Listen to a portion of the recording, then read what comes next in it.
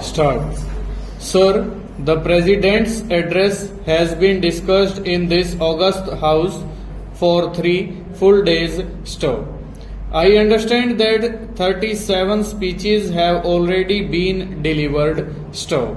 The debate has touched upon various aspects of the problems affecting our country. Stop. I have followed it with close interest and care. Stop. The President's address gives a picture of the country as a whole. Stop.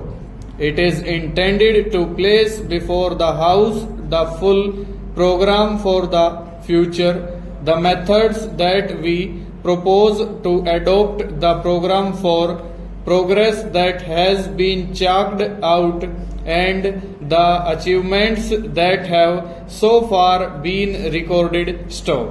A picture like that has to be viewed from a correct angle. Stop. It is necessary that a sense of perspective and proportion should be maintained. Stop. If one does not try to take a balanced view of things or looks at the picture from an acute angle, then the judgment must be distorted. Stop.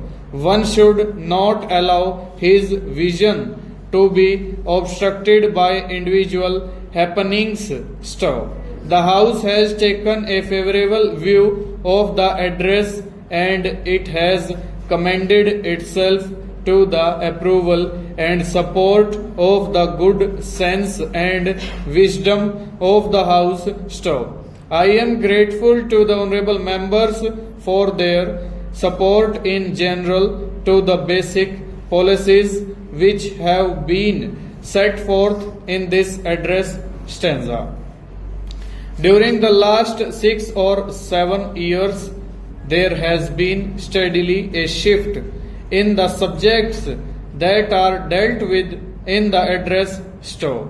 The economic and the developmental issues have been coming more and more to the front. It is but proper that it should be so. Stop. An underdeveloped country has to give first place to the problems, solution of which will result in the satisfaction of hunger and the fulfillment of the needs of those who are suffering from lack of essential commodities needed even for bare sustenance. Stop.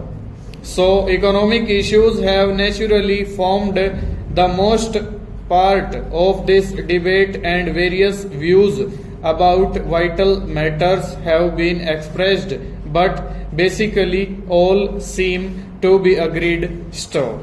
We want to establish a new, rich socio-economic order, an order in which there will be a substantial share of the good things of life for everyone, and in which all will be bound by the bonds of goodwill. Stop. So, that is an objective which must necessarily appeal to every member of this House. Stop. Success will depend on increasing our production in all fields.